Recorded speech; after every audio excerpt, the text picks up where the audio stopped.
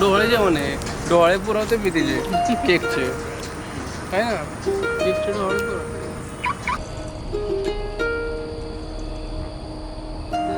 आज माझ्या प्रेग्नन्सीला 7 महिने होत आहेत आणि आज आमचं डोहाळ जेवण आहे.